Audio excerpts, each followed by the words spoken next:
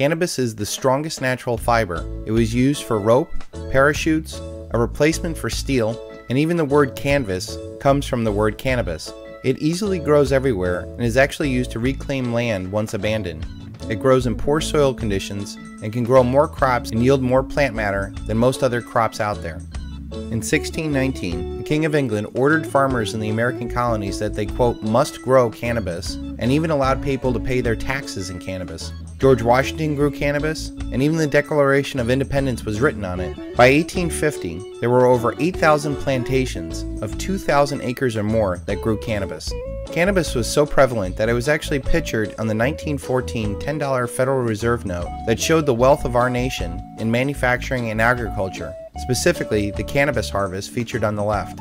With the abolition of slavery in 1865, there was not really an economical way of processing cannabis until 1935, when the decorticator made cannabis extremely economical, and it was named the next billion-dollar crop by Popular Mechanics, since it can be used in 25,000 products, from dynamite to cellophane. In fact, if you look at all the uses of cannabis, it's not so much a crop as it is an industry. With the new uses and devalued dollar of today, cannabis would not be a billion-dollar crop.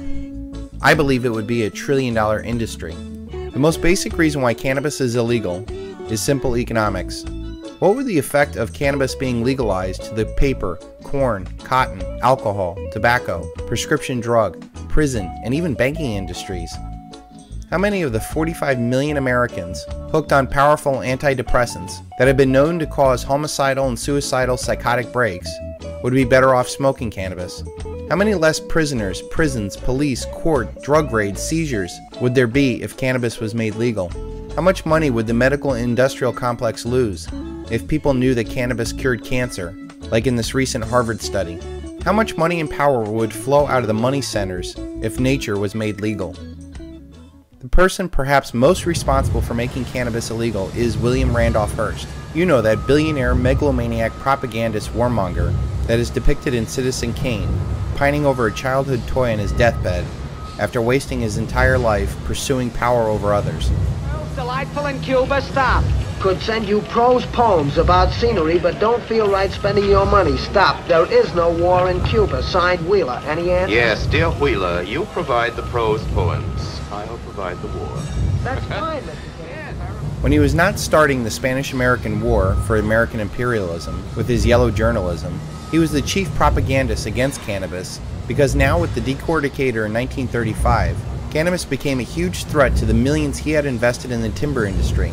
After all, cannabis can yield much more paper in less time and impact than logging. He set about to make a new drug called marijuana illegal, because if he called it cannabis, people would have thought he was crazy since it was so prevalent in everyone's world. William Randolph Hearst printed racist stories about blacks and Hispanics raping white women. And soon after, Reefer Madness was released in 1936, showing people having psychotic and murderous breaks. But at a terrible price. Debauchery, violence, murder, suicide, and the ultimate end of the marijuana addict. Hopeless insanity.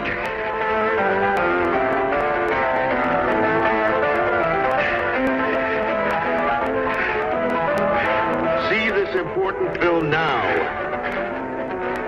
before it is too late. Cannabis is so versatile that Henry Ford actually made a car out of hemp fiber that was lighter than steel and 10 times as strong. Here's a video of a man using an axe on the hemp car to demonstrate how strong it is.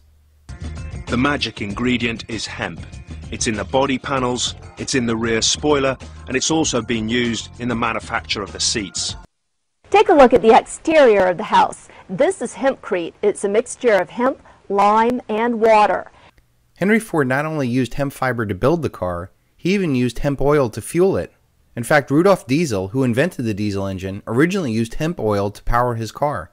Meanwhile, John D. Rockefeller was dumping gasoline into the Cuyahoga River because he had no use for gasoline, and it caused the river to burn. John D. Rockefeller immediately moved to have the gasoline engine become the standard of the auto industry, because it served his industry over the farmers that would have benefited from the industrial use of hemp oil. Prohibition of alcohol lasted from 1919 to 1933. The federal government used it as a way to push its federal power on the states and created this huge bureaucracy to fight alcohol. When alcohol was made legal again, the government shifted to narcotics, and the number one on that list was cannabis, which accounts for over 80% of the, quote, illicit drug use. Harry Anslinger was the head of the newly created division of the Treasury Department called the Federal Bureau of Narcotics. He declared on this new drug called marijuana, saying, quote, "Reefer makes the darkies think they're as good as white men. Marijuana leads to pacifism and communist brainwashing. You smoke a joint and you're likely to kill your brother. Marijuana is the most violent causing drug in the history of mankind." So between racism and the false belief that it will make blacks pacified communist murderers, the marijuana tax passed in 1937 with little or no debate, and most congressmen didn't even know cannabis was included in this, since they called it marijuana. By making easily grown cannabis illegal, it also gave support to the centralized drug trade that the Anglo-American Empire runs, going all the way back to the British East Indian Company, the Opium Wars, and even today with Dick Grasso trying to get the FARC and Colombia to invest in the stock market, and HSBC laundering drug money even today. Things that cannot go on forever won't. After spending trillions of dollars over the next few decades on a failed drug war, we now have more prisoners in the prison industrial complex of America than Stalin ever had in his gulags. I believe that like the last Great Depression made alcohol legal, this next Greatest Depression will make nature legal once again with cannabis. If it was not a threat to power, then why on earth would they make it illegal? After all, there is not one death ever in thousands of years attributed to smoking cannabis. A councilman from Dearborn, Michigan is outraged over a 911 call. He wants to know why no charges have been filed against a police officer who admits to confiscating marijuana from suspects and then baking it in brownies. And once he and his wife were full and high, they thought they'd overdosed and called 911. I think I'm having an overdose, and so is my wife. Overdose of what? Marijuana. I don't know if it had something in it. Can you please send rescue? Did you guys have fever or anything? No, I think we're dying. Okay, how much did you guys have? I don't know. We made brownies, and I think we're dead. Time is going by really, really, really, really slow. Well, instead of being charged... Sorry. Instead of being charged, the police department let the officer resign. His wife was not charged either. So far, police officials have not commented on the case. Yet over 400,000 people die from tobacco every year just in the United States. People will say that people would abuse cannabis and that's why it should be made illegal. Have you looked at how people are abusing food, video games, porn, alcohol, prescription drugs, consumerism, and the entire planet? Why don't we just make everything else illegal? Or at least the things that actually kill people? No, people should be able to do whatever they want to do, including cannabis, so long as it doesn't harm anyone else. In fact, the government would have you believe that it's so dangerous that they list cannabis as a Class 1 drug, and is listed more dangerous than cocaine and meth. Have you seen what meth does to people? How is cannabis more dangerous than that? The real reason why cannabis and most other drugs that are in the Class 1 list are considered more dangerous is because they're experiential drugs that open up the consciousness of humanity. A lot of people have this thought when they take these, does anybody know about this? Because it's really like, it's like a secret. It's like this fundamental thing about the human brain, but no one knows about it and no one talks about it. I remember walking down this tunnel of light and feeling like Bill and I were walking into a spaceship. Bill was just asking, who are you and why are you here? And just basically being told that the boundaries of space and time are all in our minds, and that we all are one, and everything is one. We all are one, and everything is one. We all are one, and everything is one. Today, a young man on acid realized that all matter is merely energy condensed to a slow vibration, that we are all one consciousness experiencing itself subjectively. There's no such thing as death. Life is only a dream, and we're the imagination of ourselves. Here's Tom with the weather. Any drug that dulls human senses, from alcohol to the 45 million unfeeling antidepressant zombies, is fine according to the government, so long as you get a permission slip from them.